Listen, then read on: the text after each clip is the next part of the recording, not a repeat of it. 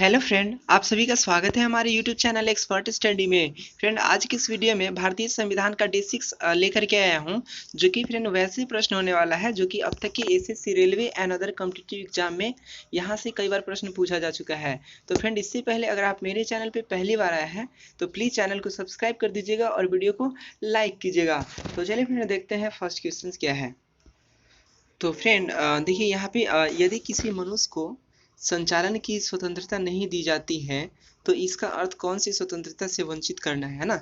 यदि किसी मनुष्य को संचालन की स्वतंत्रता नहीं दी जाती है तो इसका अर्थ कौन सी स्वतंत्रता से वंचित करना है, तो ये आपका हो जाएगा नागरिक स्वतंत्रता से। नेक्स्ट है फ्रेंड कि भारतीय नागरिकों के मौलिक अधिकार दिए गए हैं ना।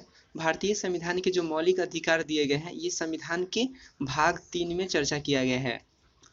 नेक्स्ट देखेंगे कि मौलिक अधिकारों को लागू करने के लिए किसी न्यायालय द्वारा क्या जारी किया जाता है ना।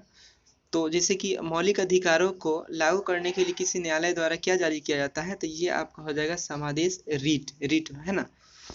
नेक्स्ट है फ्रेंड कि किस मौलिक अधिकार को बी.आर. अम्बेडकर ने संविधान का हृदय एवं आत्मा की संज्ञा दी है। फ्रेंड, बहुत ही इंपॉर्टेंट है ना।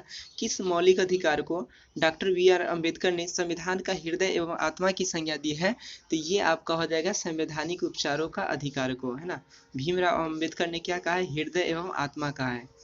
नेक्स्ट है कि किस याचिका यानी कि रीट के अधीन किसी कर्मचारी को ऐसी कार्यवाही करने से रोका जा सकता है जिसके लिए वह सरकारी तौर पर हकदार नहीं है, तो ये आपका हो जाएगा अधिकार परीक्षा रीट, है ना।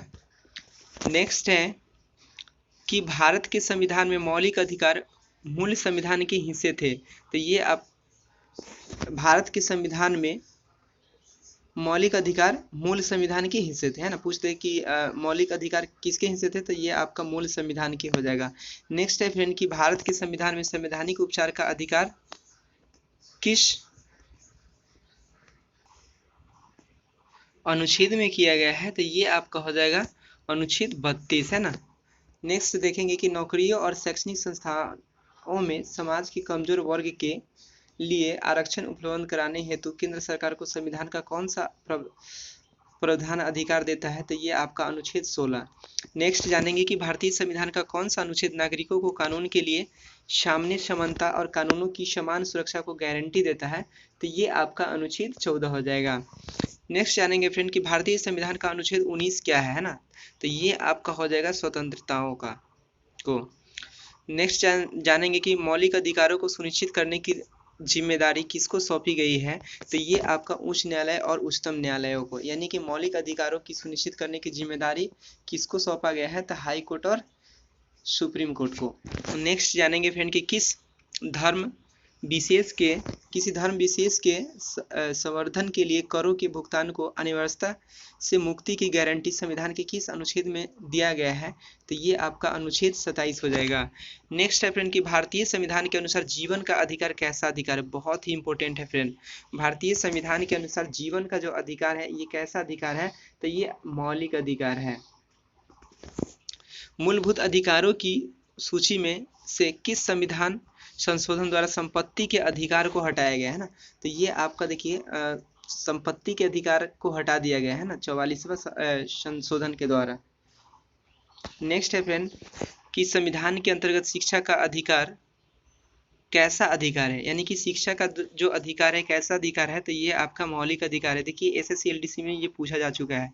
नेक्स्ट है फ्रेंड कि किसी कानूनी अदालत द्वारा लागू किया जा सकता है, तो ये आपका मौलिक अधिकार को। नेक्स्ट जानेंगे फिर कि वह कौन सी रीट है जो केवल किसी सरकारी पदाधिकारी के विरुद्ध लागू की जा सकती है, तो ये आपका परमादेश। नेक्स्ट जानेंगे कि मूल अधिकारों से संबंधित मामला है, तो ये आपका गोलकनाथ बनाम पंजाब राज है ना 1967। उसके बाद नेक्स्ट जानेंगे फ्रेंड कि भारतीय संविधान में मूलभूत अधिकार किस देश के संविधान से लिया गया है, यानी कि भारत का जो संविधान में मूलभूत अधिकार जो है वो किस देश के संविधान से अपनाया गया है या लिया गया है, तो ये आपका अमेरिका हो जाएगा। नेक्स्ट जानेंगे कि भारतीय संविधान के अनुसार संपत्ति का अधिकार अब क्या है, तो ये आपका विधिक अधिकार हो गया है। सूचना का अधिकार किस पर आधारित है? देखिए बहुत ही इंपॉर्टेंट है ना, सूचना का अधिकार किस पर आधारित है? तो ये आपका अनुच्छेद 19 के ए के अंतर्गत निहित बातों को जानने का अधिकार। संविधान की किस धारा के अंतर्गत कोई भी व्यक्ति मूलभूत अधिकारों के हनन का मामला सीधे सर्वोच्च न्यायालय में उठा सकता है? तो ये आपका धारा 32 हो जाएगा। नेक्स्ट है फ्रेंड कि भारतीय संविधान के किस अनुच्छेद में सरकारी रोजगार में नागरिकों के लिए समान अवसरों का प्रावधान? तो ये आपका अनुच्छेद 16 हो जाएगा ना, समान अवसरों का प्रावधान अनुच्छेद 16 में किया गया है। नेक्स्ट जानेंगे फ्रेंड कि भारतीय संविधान के किस अनुच्छेद को डॉक्टर बी आर अम्बेडकर ने भारतीय संविधान का हृदय? तो ये अनुच्छेद 32 बहुत ही इंपॉर्टेंट हो जाएगा, है ना। अनुच्छेद 32 को बी आर अम्बेडकर ने क्या कहा है? तो ये हृदय और आत्मा का है, भारतीय संविधान का हृदय और आत्मा अनुच्छेद 32 को कहा जाता है, बहुत ही इंपॉर्टेंट फ्रेंड। उसके बाद जानेंगे कि भारतीय संविधान के किस अनुच्छेद के अंतर्गत सशस्त्र बलों के सदस्यों के लिए मौलिक अधिकारों को विशेष रूप से प्रतिबंधित किया जा सकता है? तो ये आपका अनुच्छेद 32। मौलिक अधिकारों पर यथोचित प्रतिबंध कौन लगा सकता है? तो ये आपका संसद हो जाएगा। नेक्स्ट जानेंगे फ्रेंड कि भारतीय संविधान के किस अनुच्छेद द्वारा अस्पृश्यता यानी कि छुआछूत जो है ना, भारतीय संविधान के किस अनुच्छेद द्वारा छुआछूत को समाप्त किया गया है? तो ये आपका अनुच्छेद 17 फ्रेंड, बहुत ही इंपॉर्टेंट। तो फ्रेंड आज का यह आखिरी सवाल था, फिर मिलते हैं आपके साथ नेक्स्ट वीडियो में और बात करेंगे नेक्स्ट टॉपिक की।